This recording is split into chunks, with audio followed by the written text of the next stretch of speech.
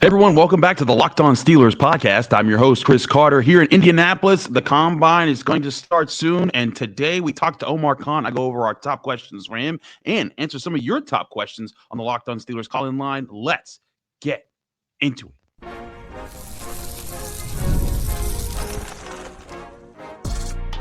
You are Locked On Steelers, your daily Pittsburgh Steelers podcast, part of the Locked On Podcast Network, your team every day.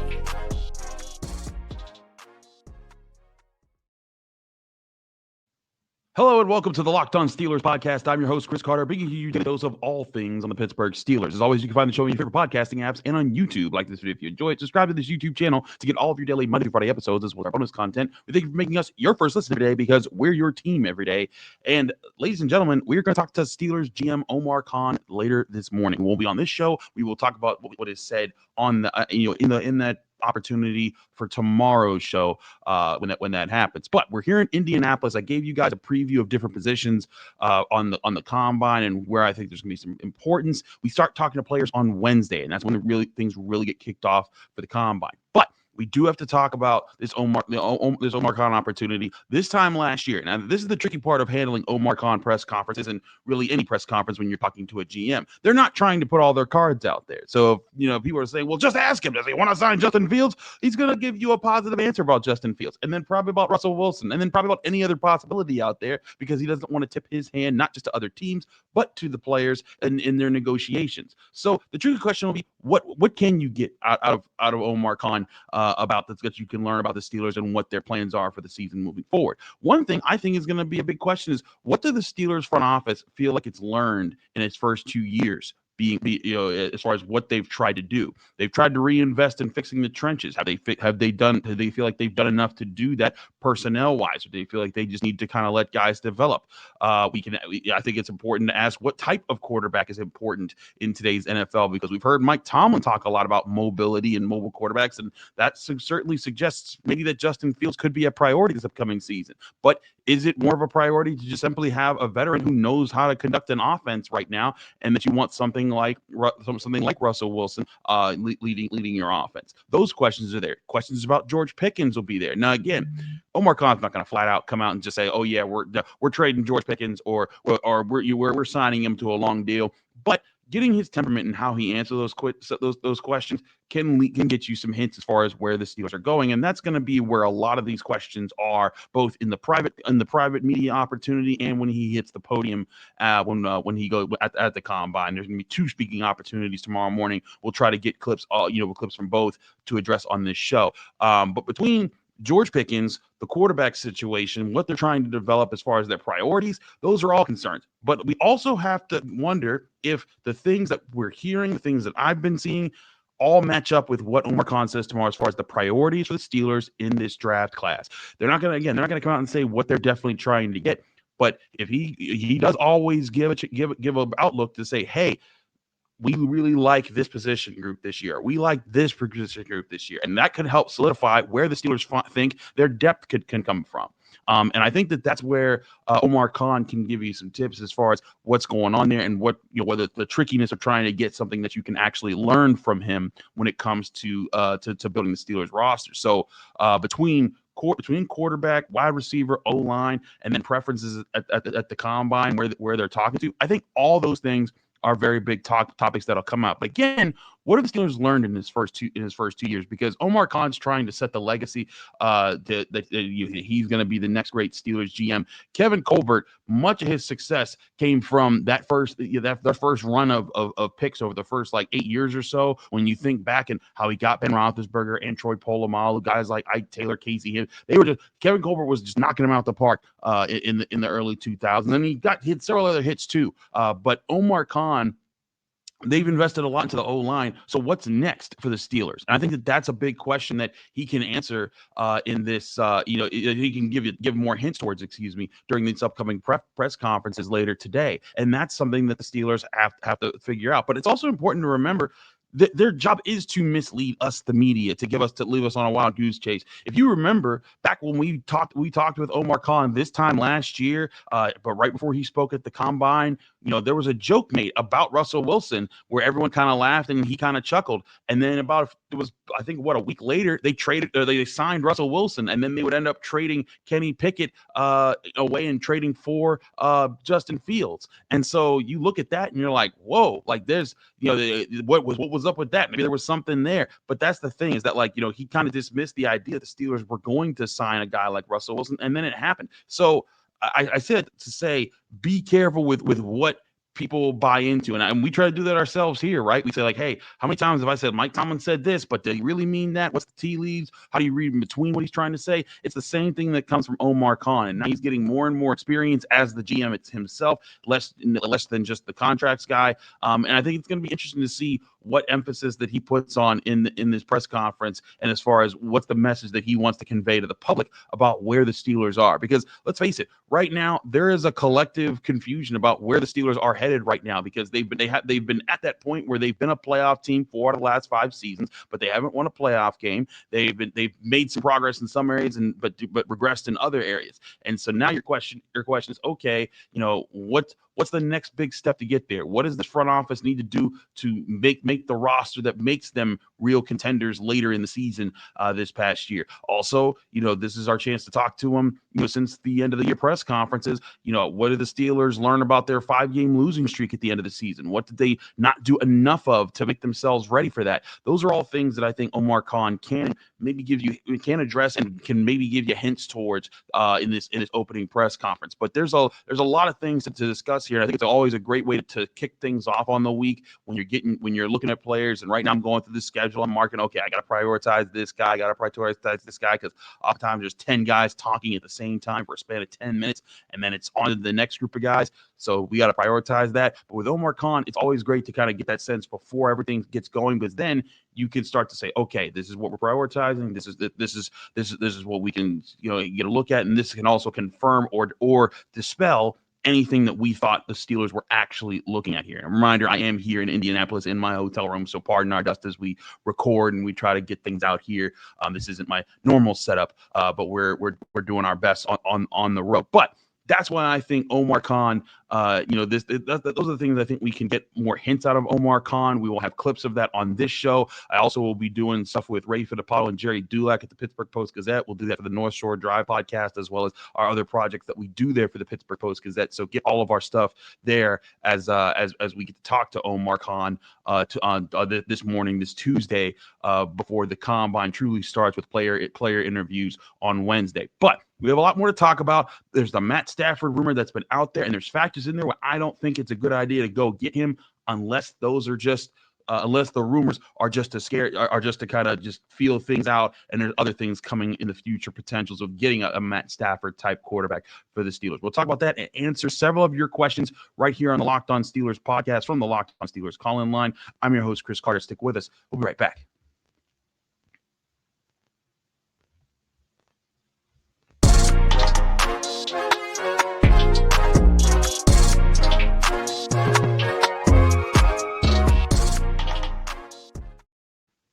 We're back here on the Locked On Steelers podcast. I'm your host, Chris Carter. We continue our show here. All right, Steelers fans. So before we get to questions, I wanted to address this because I hadn't really addressed it much yet. And it's getting louder and louder because it's the Mr. Krabs meme, right? It's like, and the next day, and the next day. And it's another quarterback linked to the Steelers as far as the potential being a team to go get him. Now, that new quarterback is, of course, Matthew Stafford. Now, I've briefly talked about Matthew Stafford before on this show, but I'm going to reiterate my stance here. If the rumors are, and at least the noise that's being put out there, is that the Rams are willing to trade Matt Stafford, but for at least a first-round pick. And for me, I think Matt Stafford's still fine. I think he'd still be part of something, but the Steelers need this first-round pick this year to keep building on their roster with younger players. They need either a really talented defensive tackle, a really talented wide receiver, a really talented cornerback. Those need to be part of the answers moving forward, so this team can get younger, have star players who are younger guys that don't cost them right away. And if you trade a first-round pick to get Matt Stafford from the Rams, that hurts that opportunity. And sure, Matt Stafford can boost your quarterback room and put you in a interesting spot there. But again, he's 37 years old. Also, reportedly, according to Peter Schrager, Matt Stafford wants a $50 million deal for $50 million a year. The Steelers aren't doing that. Not at quarterback unless you're getting Patrick Mahomes, Joe Burrow. Like if that was Matt Stafford in his prime, I get it. But I just don't think that that's going to happen. I know there's some people out there really like the idea of Matt Stafford. I think that if Matt Stafford was to be cut, that'd be a different situation. See if you could bring down the money a little bit. So of course, you just can't pay $50 million. I think he made like $36 million last year. But when I look at that, I'm sorry. This Steelers team is not about trading up just yet to get the one piece at quarterback that's going to put you over the top. That's not where this team is at yet, nor is this where this roster's at. It's why I think the priority right now and a big thing for Omar Khan, I think moving forward, is can they continue to build the new young nucleus, getting younger picks in, making guys that are going to be there for the longer haul. And that's why I think that trading away picks just isn't the answer unless you're getting someone that's going to be on the younger side, be helping you for a longer term period. And then I could see it. But for Matt Stafford, if it's about trading away high draft picks, sorry, can't do it if you're the Steelers. And if it's signing him to big money, I'm also hesitating on that. I still say best move right now is signing Justin Fields to at least a 2-year deal. Bringing him in. Maybe you can bring in another backup quarterback who's another veteran who you think can be athletic and fit a system that's built around Fields moving forward. So that's my stance on Matt Stafford. But we have plenty of questions of yours to get to on the show. So I want to get into this. And this next question is kind of about the combine because it's from Jay from Parker, Connecticut. And he has a certain disappointment with how things went last year. And he wants things to change this year, is in particular to one position, and that's wide receiver. Take it away, Jay. What's up, Chris? This is Jay from Parker, CT, man. And I'm trying to figure out, everybody is mocking D-line round one. In my opinion, if we take D-line round one, I'll be very disappointed. The last few years, we've either traded up for O-linemen or drafted O-linemen in the first or second picks. Last year, we really made no moves to get a high pick wide receiver, and we saw that we were missing a play.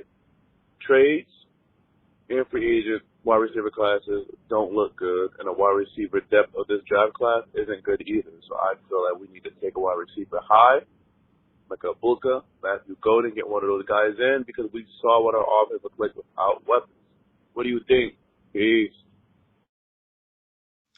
Thank you, Jay, for your question. And as always, like Jay, you can call into the Locked On Steelers call-in line, 412-223-6644. Leave your name, where you're from. Keep your question under a minute. We'll try to get your question on the show. But to Jay's point there is a disappointment that the Steelers didn't figure out the wide receiver position. But I also think that when you look around and see all the things that they addressed last year, quarterback, the entire upheaval that they did last year, you look at what they did to try to they continue to add to the offensive line. And also it's important to remember that one of those offensive linemen never played. And then the receiver they drafted in the middle rounds last year never played. And those are things that I think need to be calculated into whether or not they're doing a certain job to get there. But I agree with you, Jay, in the sense that I think this year they do need to get a wide receiver up high.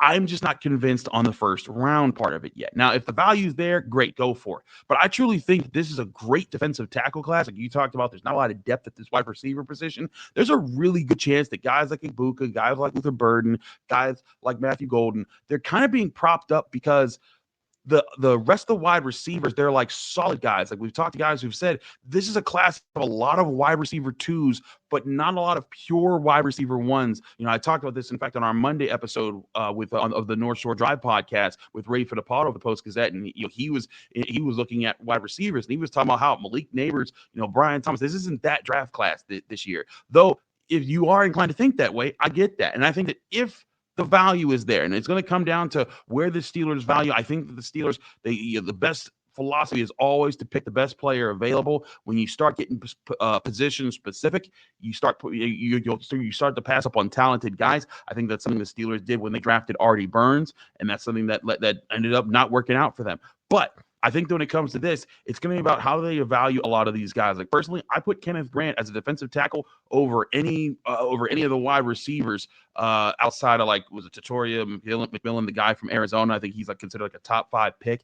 But I don't see the other receivers as these dominant players that can be wide receiver ones right away for the Steelers and game changers. I see Kenneth Grant like that as defensive tackle. I also think that guys like Walter Nolan can be in that category. But let's say those guys fly off the board early because everyone recognizes this is a great defensive tackle class. If wide receiver is there and available, yeah, go get it. go spend on the draft capital, go get your future wide receiver star. But I also think that the cutoff, and as I said this a little bit yesterday, the cutoff for wide receiver for me, if you're getting that guy you want to contribute earlier rather than later, is the second round. Because I do think there's guys like Savion Williams out of TCU, Jack Besh also out of TCU, Jaden Higgins out of Iowa State, I believe. There's those types of guys that I think that you could get and you would see like, okay, this is a talented guy. Like, for example, George Pickens is a second round guy. Granted, he fell to the second round because of, the off-field concerns about his attitude and things like that. And the Steelers have bear the brunt of that. But I also think that when you look at how this receivers class is built, you're looking for that outside presence, because I think you got Calvin and Austin and Roman Wilson, guys that can play that slot position and be those shifty guys in the middle part of the field. But you need guys that line up on the outside and that are playmakers like that. And I agree with you. That is a priority for this offseason. Now, unless the Steelers go and trade for Cortland Sutton, I think it's going to be a priority for them to get a guy like that in this draft class. And to me, though, that sweet spot for that, I think, is the second round. Those guys who should be available then. I also think the Steelers at wide receiver should be I think the Steelers at wide receiver, if they look him in the first round, that's going to be great.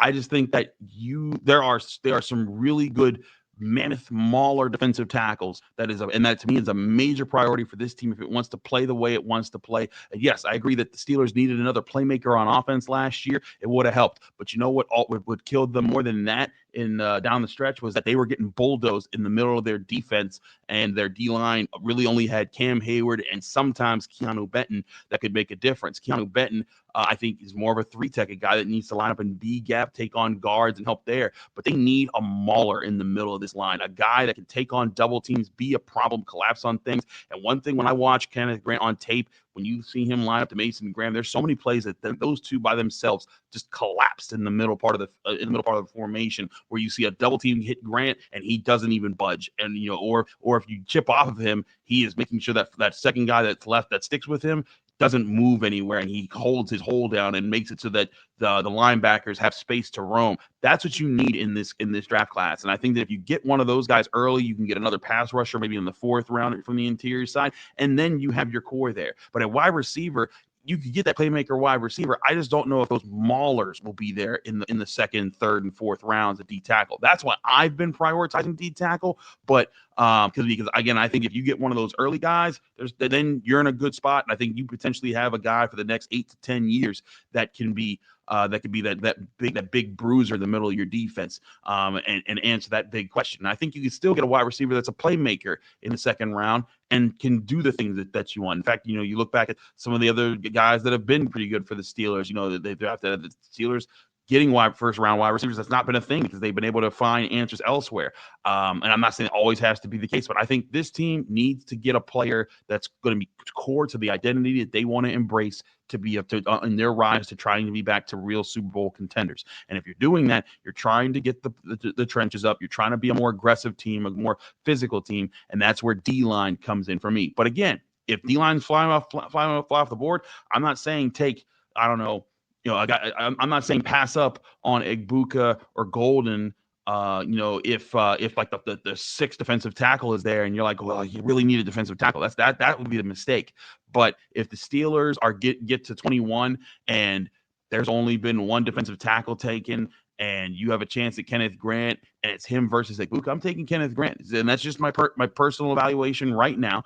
But I do think that there's a chance but if it's the flip of that, and it's say there's been 3 defensive tackles taken and maybe just 2 wide receivers, then it is jumbled up a bit. And I still haven't put together my full 100 big board. That doesn't happen until like when we get kind of in the thick of free agency, when I'm able to compare and contrast players across positions. I'm still putting together my boards for each position. But when we get there, that's when I'll be able to tell you, okay, where's the line as far as where the Steelers will go get a wide receiver. That'll be what happens then. So we're going to take a quick break. When we come back, more combine questions from you all on the Locked On Steelers hotline. We'll get to that next year on the Locked On Steelers podcast. I'm Chris Carter. Stick with us. We will be right back.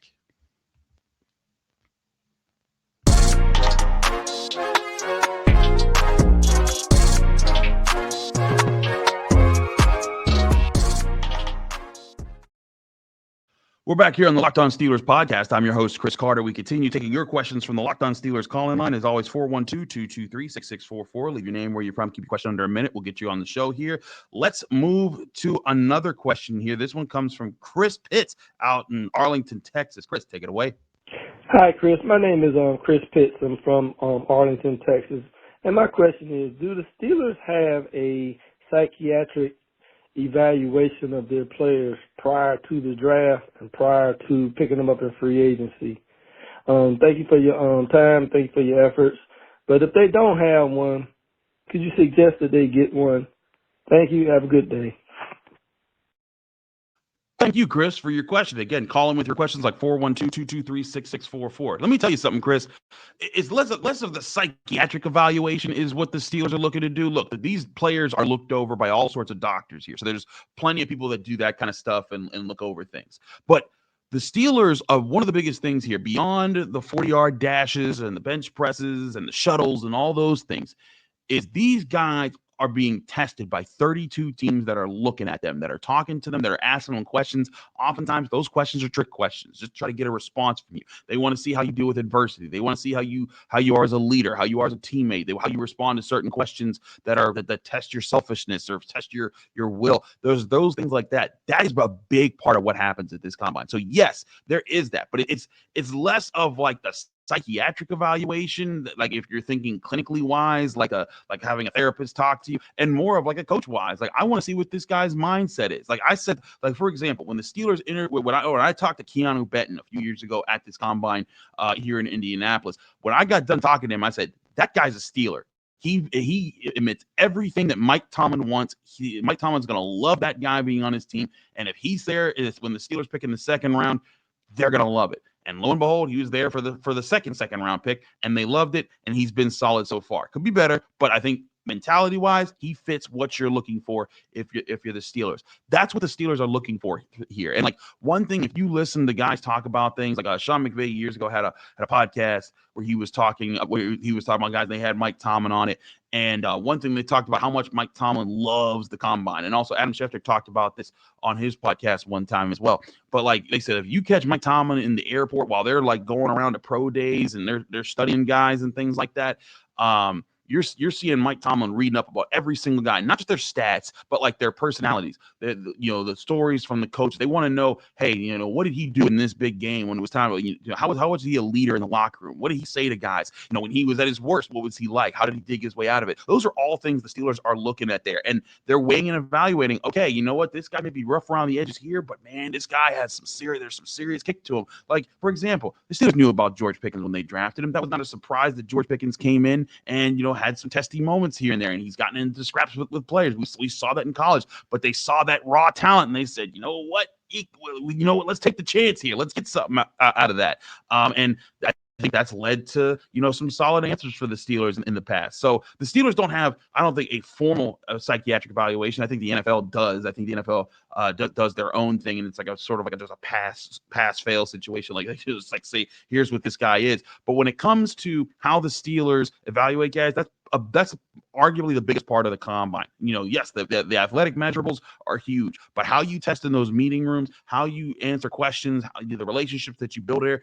those are all very important. And it's something that also sticks with the Steelers because, guys like Minkah Fitzpatrick and Patrick Queen, they talked about how they loved their sessions with the Steelers, and they weren't even drafted by the Steelers. They got drafted by the Dolphins and the Ravens. And then all of a sudden, when they came back to the Steelers, it's like, hey, I had a really great connection with Tomlin, with other guys in that staff that asked me questions, and I want to play for this organization because I have those connections. This is a big part of that, because here's the thing. There's going to be tons of players that you fall in love with in the draft that never become Steelers. But there's a chance that maybe they don't get picked by the Steelers, that maybe you come back around and you get a chance to make them Steelers in the future. Those are the things that you can evaluate, and I think the Steelers will be evaluating there. So that's to answer your question there. This next question comes from Lee in Newport News, Virginia. Lee, take it away.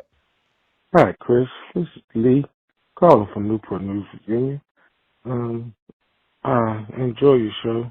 My question is, I understand the defense is the highest paid defense in the league, but what if they invested some of that money back into the offense, because teams now need to score more? we have a good enough defense to keep teams to maybe 22. But, man, if we can score 24, 27 points per game, add more pieces to the offense like a wide receiver, a good running back, I think the team will probably excel a lot better in today's NFL.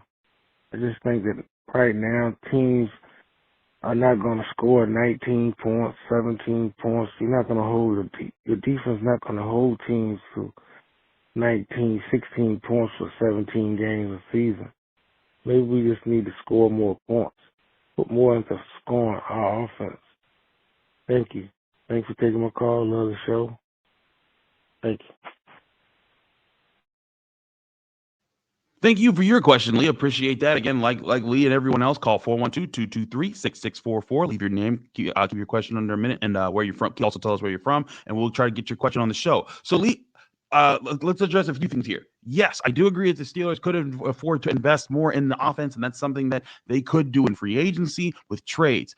But let me explain again why the Steelers' situation like that is on their roster. Because the Steelers, for quite some time, they were missing key pieces on defense because their defense had aged out. They invested in on their offense in the 2010s.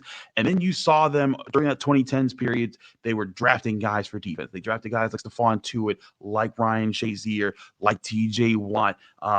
They invested in guys like that. They traded for guys like Minkah Fitzpatrick, and that built their core. And they also had already drafted Cam Hayward. So they built a core that when you build a core, you stick with those guys. You pay them just to stay around, and that's the bulk of the money that they've invested in on their defense, and that's been their calling card. And I agree that's something there. Do the Steelers need to score more? Yes, they averaged about 22 points per game this past year. They could average more. And at one point, they were averaging like 28 points per game with Russell Wilson. So I do think that's there. But a big reason why the Steelers don't spend on offense or haven't spent on offense recently is because a lot of those guys don't need to be spent on just yet because they're on their rookie deals. For example, Zach Frazier. You don't want to get a new center right now, and he's on a rookie deal. He's not going to make a whole lot of money because he's on a rookie deal, so that's going to count against you. Mason McCormick, I thought he had a solid season for a fourth-round rookie. You don't need to pay him, in extra money just to pay him extra money. Broderick Jones needs to play better, but again, rookie contract. Pat Freiermuth just got off his rookie contract. Jaylen Warren, rookie contract. Najee Harris is a guy they could have paid to stick around, and if they did that, then he'd count towards that. But George Pickens, rookie contract. Calvin Austin, rookie contract. Roman Wilson, rookie contract. Now, when they could maybe afford Darnell Washington, another rookie contract. Even Dan Moore, who was a veteran this year, was a rookie contract. James Daniels was arguably, I think he was your highest paid player supposedly on your salary cap, and he was out for the season. So could the Steelers afford to pay more there? Yeah. And I think that's where you can see the Steelers go make some moves, go after, a wide receiver like Courtland Sutton in the trade market. But if you're trying to draft, like if, I think it was Parker or Jay wanted to draft a wide receiver high. If you draft a wide receiver high, that's more not money not spending there. But I also think sometimes it's fine if you're trying to build a young core, if you're trying to rebuild a unit moving forward. Now, I think the Steelers, where they're stuck right now, is they've been trying to rebuild this offensive core for a few years now, and they found some guys, but they need this offensive line to coalesce. They need Broderick Jones to mature into a starting offensive tackle that's consistent and dominant the way that they traded up to get him for. They need Troy Faltano to turn out to be the guy that they thought he was when they drafted him last year. Of course, they never got to see it because he got hurt and missed the whole season. They need Zach Frazier to continue to climb. Same for Mason McCormick. And if you see those things start to happen, then those will be the guys in a few years' time who do get the big contracts, and then they'll become the nucleus of the team, and they'll become a higher paid part of the team. But oftentimes, there's that thing put out there about the Steelers have the highest paid defense.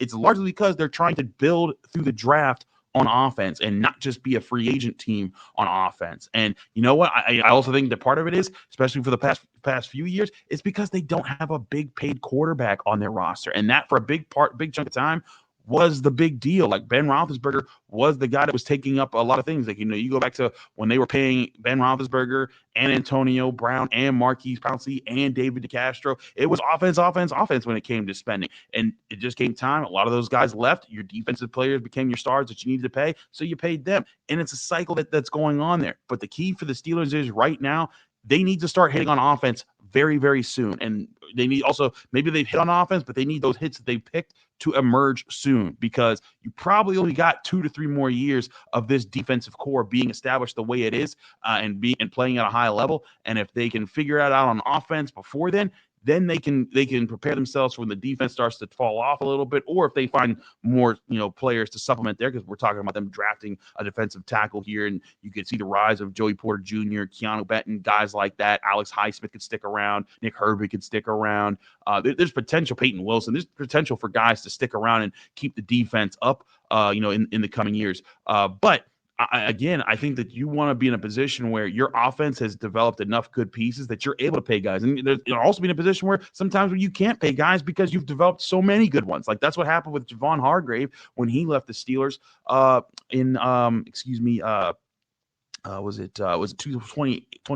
I forget when Javon Hargrave left. But when he left, it was because they had Cam Hayward and they had Stephon Tuitt, and you weren't giving up either of those guys because they were your stars. And so Javon Hargrave went elsewhere and got paid. That's what you kind of want to happen. On offense, that you're developing more and more guys that are playmakers, and that they become those guys that deserve big contracts. And then you have good problems to figure out, because then you're deciding which of your good players do you want to keep for the long haul, and where do you reinvest in the draft to build your weaknesses there. But thank you to everyone who called in for the Locked On Steelers podcast. I'm your host, Chris Carter. Follow me on Twitter, Instagram, TikTok, Blue Sky, all the social medias on the same handle everywhere at Carter Critiques. Read my work at the Pittsburgh Post-Gazette, post-gazette.com. Find me here on the Locked On Steelers podcast every day, Monday through Friday, breaking down your Pittsburgh Steelers. We talked to Omar Khan today. We'll talk about what he says tomorrow right here on the Locked On Steelers podcast.